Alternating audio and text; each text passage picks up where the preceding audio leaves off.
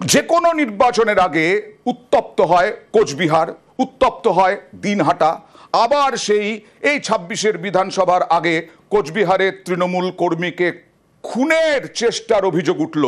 একেবারে কালো ৪ চাকার গাড়ি থেকে গুলি চলল রাজুদের দিকে। রাজুদের তৃণমূল কর্মী, এই সিসি ক্যামেরা ফুটেজ থেকে দেখা যাচ্ছে এই কালো ৪ চাকা গাড়ি থেকেই গুলি চলছে। আর অভিযোগ যে এটা হচ্ছে বিজেপি বিধায়ক সুকুমার রায়ের গাড়ি। তৃণমূল অভিযোগ করছে যে সিসি ক্যামেরার ছবি আমরা দেখালাম, যে সিসি ক্যামেরার ছবিতে দেখাচ্ছি যে এই গাড়ি থেকে, কালো ৪ চাকার গাড়ি থেকে গুলি, সেটা নাকি পদ্ম বিধায়কেরই গাড়ি, সুকুমার রায়ের গাড়ি। অভিযোগ করছেন জেলা তৃণমূল সভাপতি এবং রাজু দে, যিনি আক্রান্ত, আহত। আমাদের উত্তর কেন্দ্রের বিধায়ক যিনি রয়েছেন, তিনি কোনোদিনই যাননি বা কোনো কাজকর্মের বিষয় নিয়ে বা ১০০ মিটার রাস্তার উদ্বোধন নিয়েও তিনি যাননি। সাধারণ মানুষ তাদেরকে অবরোধ করে এবং তাদেরকে গ্রামে আটকে দেয়। আমরাও সেই জায়গায় যাই, সেই জায়গায় প্রতিবাদ জানানোতে আমিও নিজে গিয়েছিলাম, সাধারণ মানুষ যখন আমাদেরকে ডেকেছিল। কিন্তু সেই জায়গায় একটা তার ভিতরে যে এই রাগ তারা পুষে রেখেছে, সেটা আমার জানা ছিল না। সেই ক্ষেত্রেই কিন্তু কালকে অতর্কিত আক্রমণ এবং ওই গাড়িতেই আক্রমণটা কিন্তু পড়েছে এবং ওই গাড়িতে তার ছেলেরাও ছিল এবং আরও বেশ কয়েকজন ছিল। তাই একজন এমএলএর ছেলে কিভাবে এত বড় কাজ করতে পারে, তার বাবার যদি মদত না থাকে। রাজু দে কর্মাধ্যক্ষ কিছুদিন আগেই বিজেপির এই বিধায়কের গাড়ির সম্মুখে তিনি একটা বিক্ষোভ করেছিলেন, অ্যাজিটেশন করেছিলেন যে তিনি এই এলাকার কোনো রাস্তাঘাটগুলো করেননি তার জন্য। সেই অপরাধে রাজু দেকে খুন করার উদ্দেশ্যে বিজেপির বিধায়ক সুকুমার রায় তার নিজস্ব যে গাড়ি, যেটা করে উনি সবসময় যাতায়াত করেন, সেই গাড়িতে তার ছোট ছেলে সে গিয়ে চকচকাতে তার বাহিনী গিয়ে তার গাড়িতে চেপে তাকে গুলিবিদ্ধ করলো।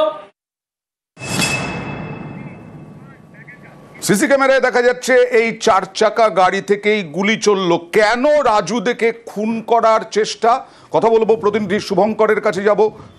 শুভঙ্কর, কেন রাজু দেই টার্গেট, কেন, কি মনে করা হচ্ছে? হ্যাঁ অয়নদা, তোমাকে জানিয়ে রাখি, এই রাজুদের বাড়ি কোচবিহারের চকচকা গ্রাম পঞ্চায়েতের ঝিনাইডাঙ্গা এলাকায়। পাশাপাশি রাজুদের গত পঞ্চায়েত নির্বাচনে পঞ্চায়েত সমিতিতে প্রতিদ্বন্দ্বিতা করে কোচবিহার ২ পঞ্চায়েত সমিতির কর্মাধ্যক্ষ নির্বাচিত হয়েছেন এবং তার এলাকায়, চকচকা এলাকায়, দাপুটে নেতা বলে পরিচিত। কিছুদিন আগে কোচবিহার উত্তর বিধানসভা কেন্দ্রের বিজেপি বিধায়ক জনসংযোগে গিয়েছিলেন এই ঝিনাইডাঙ্গা এলাকায়। সে সময় কিন্তু রাজুদের নেতৃত্বে বিজেপি বিধায়কের গাড়ি ঘিরে বিক্ষোভ দেখানো হয়। ফলে বলাই যায় যে এলাকায় রাজুদের একটা যথেষ্ট প্রভাব রয়েছে এবং এই রাজুদের দাপটের কারণেই এই চকচকা এলাকায় বিজেপি সেভাবে কোনো কর্মসূচি নিচ্ছিল না। ফলে সেই যে একটা বিজেপির একটা রোষ ছিল রাজুদের ওপরে, সে কারণেই রাজুদের ওপরে একটা হামলা হতে পারে বলে পুলিশ এবং তৃণমূল নেতৃত্বের ধারণা। অয়নদা, তো রাজুদের ওপরে হামলা চালিয়েছেন বিজেপি বিধায়কের ছেলে, এই অভিযোগ কেন উঠছে?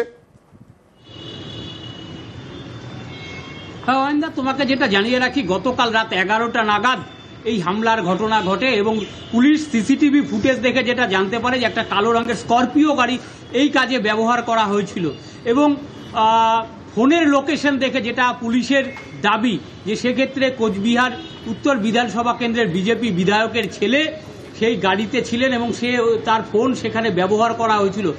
সেই সূত্র ধরেই কোচবিহার উত্তর বিধানসভা কেন্দ্রের যিনি বিজেপি বিধায়ক, তারও একটি কালো রঙের স্করপিও গাড়ি রয়েছে। সে কারণেই বিজেপি বিধায়কের ছেলে সুকুমার রায়ের ছেলেকে আটক করা হয়েছে। পাশাপাশি তার যে স্করপিও গাড়ি, সেই গাড়িটিও কিন্তু আটক করে শুভঙ্কর রায়কে আটক করা হয়েছে। আমি আসবো ছোট্ট করে তোমার কাছে, আরো একটু সংক্ষেপে জানতে চাইবো, এবং তার আগে তৃণমূল পার্থপ্রতিম রায় মুখপাত্র তিনি কি বলছেন, এবং এই রাজু দে আক্রান্ত, তার বাবা কি বলছেন, দেখুন। আমরা তো বলবো বিজেপি ছাড়া কেউ চালাবে না, কারণ এছাড়া তারা এখানে ওর কোনো ব্যক্তিগত শত্রু নাই, আর গ্রামেও কারোর সাথে ওর ঝগড়াঝাটি কিছু নেই। মনে হয় আমাদের এইখানে লোকাল লোক হবে না কেউ, কারণ লোকাল লোক আর এরকম কেউ নেই, বাইরের লোক হবে। যখন 11টা বাজে তো 2-4-5 মিনিট হবে, তখন আমরা পুকুর পাড়ে বসে আছি, তখন দেখা গেল 2-3টা গুলির আওয়াজ হলো এক সিরিয়াল। তখনই রাজু বাইক নিয়ে যেতেছে, ওই রাস্তার মাথায় যায়, যখন আমাদের বাড়িতে ঢুকতেছে তখন খালি ডাকতেছে, বাবা বাড়িতে ঢুকো, বাড়িতে ঢুকো। গুলি করতেছে। তা আমরা তো আর ভাবি নাই যে ওকে গুলি করতেছে। তখন আমরা দৌড়াদৌড়ি করে যাই, দেখি যে ওর পিঠ দিয়ে রক্ত পড়তেছে। ক্ষেত্রে হবে রাজনীতি ছাড়া কিছু না। ঘটনার পেছনে সম্পূর্ণভাবে দায়ী কোচবিহার উত্তর বিধানসভার বিজেপি বিধায়ক সুকুমার রায়। তার নির্দেশে তার ছেলে এবং একদল বিজেপি আশ্রিত দুষ্কৃতী গাড়িতে চেপে এসে রাজুর উপর এই আক্রমণ শানায় এবং রাজুকে গুলি করে। এই ধরনের প্রাণঘাতী আক্রমণ, হামলা, গুলি চালানো এটা বিজেপির দ্বারাই একমাত্র সম্ভব। বিজেপি যখন রাজনৈতিকভাবে পেরে উঠছে না, তখন এরকমভাবে প্রাণঘাতী হামলা চালিয়ে ভয় দেখানোর একটা চক্রান্ত করছে। পার্থপ্রতিম রায়, তৃণমূল নেতারা বারবার শুভঙ্কর একেবারে দাগিয়ে দিচ্ছেন বিজেপি বিধায়ককে। সুকুমার রায় কি বলছেন? হ্যাঁ, দেখো, সুকুমার বাবু যেটা জানিয়েছেন যে কোচবিহার উত্তর বিধানসভা কেন্দ্রে কিন্তু তৃণমূলের শক্তি একদমই নেই। সামনে যেহেতু বিধানসভা নির্বাচন, সে কারণেই তৃণমূল ভয় পাচ্ছে। তাই বিজেপি বিধায়ককে একটা চক্রান্ত করে বিজেপি বিধায়কের নাম জড়িয়ে দেওয়ার একটা চেষ্টা হচ্ছে। বিজেপির বিরুদ্ধে এই ভিত্তিহীন অভিযোগ তোলা হচ্ছে, কিন্তু বিজেপি কিন্তু এর মোকাবেলা করবে এবং বিধানসভা নির্বাচনে তার ফল কিন্তু বিজেপি পাবে। অর্থাৎ আবার বিধানসভা নির্বাচনের আগে উত্তপ্ত হয়ে উঠল কোচবিহার, রাজনৈতিক তরজাও তুঙ্গে। পার্থপ্রতিম রায়ের বক্তব্যের পরিপ্রেক্ষিতে সুকুমার রায়, বিজেপি বিধায়ক, তিনি কি বলছেন? এবং সুকান্ত মজুমদার বলছেন, প্রাক্তন সভাপতি, তিনি বলছেন এটা তৃণমূলের গোষ্ঠীদ্বন্দ্ব। ভারতীয় জনতা পার্টিকে ফাঁসাবে সে ওদের পরিকল্পনা। কারণ এখানে ওরা রাজনৈতিকভাবে বিজেপির বিরুদ্ধে লড়াই করে ওরা কোনোদিনই পারেনি, ওদের কোনো লোক নেই। শ্রীদ্বন্দ্ব বলতে যে রাজুদের কথা, পঞ্চায়েত কর্মাধ্যক্ষ পঞ্চায়েত সমিতির, ওর অনেক অভিযোগ আছে ওর বিরুদ্ধে। 8টার পরে সে মদ খেয়ে আমার ছেলেকে যাতা গালাগালি করছে রাজভর, আর 11টার সময় এই ঘটনা ঘটছে। এখন পুলিশ বলছে যে রাজু রাজভরকে খুঁজতে যেয়েই ওকে গুলি করছে। এগুলো সব একটা পরিকল্পনা। কিন্তু ভারতীয় জনতা পার্টি এখানে শক্তিশালী সংগঠন, এখানে ভাঙতে পারবে না। ভারতীয় জনতা পার্টির ছেলেদের নামে কেস দিলে তারা জেল থেকে বেরিয়ে এসে আবার ভারতীয় জনতা পার্টি করবে। শাসক দলের গোষ্ঠী কোন্দলই হবে। বিজেপিকে মেরে কুচবিহারে কিচ্ছু রাখেনি। আমাদের নিশীথ প্রামাণিককে এবার জোর করে হারানো হয়েছে এবং নিশীথ প্রামাণিক হারার পর ওখানে উদয়ন গুহ নামে একটা সার্টিফাইড গুন্ডা আছে, তার অত্যাচারে ওখানে বিজেপির কর্মীদের মেরে ধরে তাদের বাড়ি ঘর ভেঙে তার বাড়ির মহিলাদের সাথে নানা রকমের বাজে ব্যবহার করে এমন অবস্থা করেছে ওখানে বিজেপির ক্ষমতা নেই যে ওদেরকে মারবে।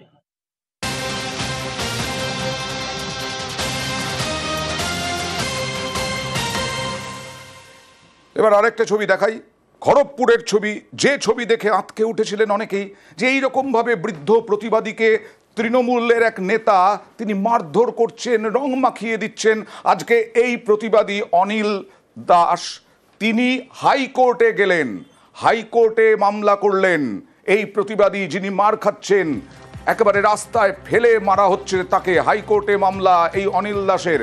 বেবি কোলে গ্রেফতার না হওয়ায় হাইকোর্টে মামলা। সরাসরি চলে যাব প্রতিনিধি শঙ্করের কাছে, কারণ জানতে চাইবো যে বেবি কোলেকে শোকজ করা হয়েছে, তারপরে তো বেবি কোলে কোনো উত্তরও পাওয়া যায়নি। বেবি কোলে কত বড় নেতা?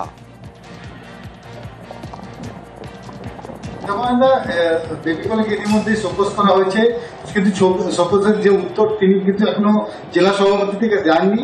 কিন্তু যেটা জানা যাচ্ছে যে এই যে প্রবীণ যে সমাজকর্মী, তাকে যে রাস্তায় ফেলে মারধর করা হয়েছে, সেই ঘটনায় 4টা দিন কেটে গেছে, এখনো পুলিশ কোনো পদক্ষেপ না করায় তার পরিবার ও তার স্ত্রী রাজ্যের মুখ্যমন্ত্রী দ্বারস্থ হয়েছেন। এর পাশাপাশি দেখা গেছে যে হাইকোর্টে মামলা করেছে। আমাদের জেলা পুলিশ যখন 4 দিন কেটে গেছে কোনো পদক্ষেপ করছে না, এরপরে কিন্তু হাইকোর্টের দরজায় তিনি নাড়া দিয়েছেন এবং হাইকোর্টে মামলা রুজু হয়েছে। এই সপ্তাহের মধ্যে এই মামলা শুরু হবে বলে তিনি জানিয়েছেন। যদিও এই ঘটনা ঘিরে একেবারে পশ্চিম মেদিনীপুর এবং গোটা রাজ্য জুড়ে তোলপাড় হয়েছে, তার কারণ হচ্ছে যে যেভাবে প্রতিবাদী একজনকে বৃদ্ধকে এরকম ফেলে রাস্তায় বেধড়ক মারধর করা হয়, এরপরেও তৃণমূল নেত্রীকে গ্রেফতার করা হচ্ছে না কেন, এই দেখা যাক হাইকোর্টের কি অন্তত উত্তর পান কিনা, কোন রকম সাপোর্ট পান কিনা অনিল দাস। দেখুন, প্রশাসনের কোন কর্তা ব্যক্তি এটা তো আমার পক্ষে বলা মুশকিল, কিন্তু প্রশাসন ছাড়া তো এরকম ঘটনা প্রকাশ্য দিনে ঘটে যাবে না। আমি কোনোদিন দেখিনি যে এরকম জিনিস অন্য কোনো নেতার ক্ষেত্রে ঘটেছে। প্রশাসন নিজে জড়িয়ে না থাকলে কি প্রশাসনের ঘুম ভেঙে যাওয়ার কথা? জড়িয়ে কেউ যদি জেগে ঘুমায় কি করবেন আপনি? তাকে কি হাইকোর্টে অ্যাপিল যে এই ধরনের ঘটনা ঘটেছে, আমাকে প্রাণে মেরে ফেলে দিতে পারত। মানে ন্যায় বিচারের দাবিতে শেষ পর্যন্ত কি কোর্টের দ্বারস্থই হতে হলো? ন্যায় বিচারের জন্য লাস্টে কোর্টেই যেতে হবে।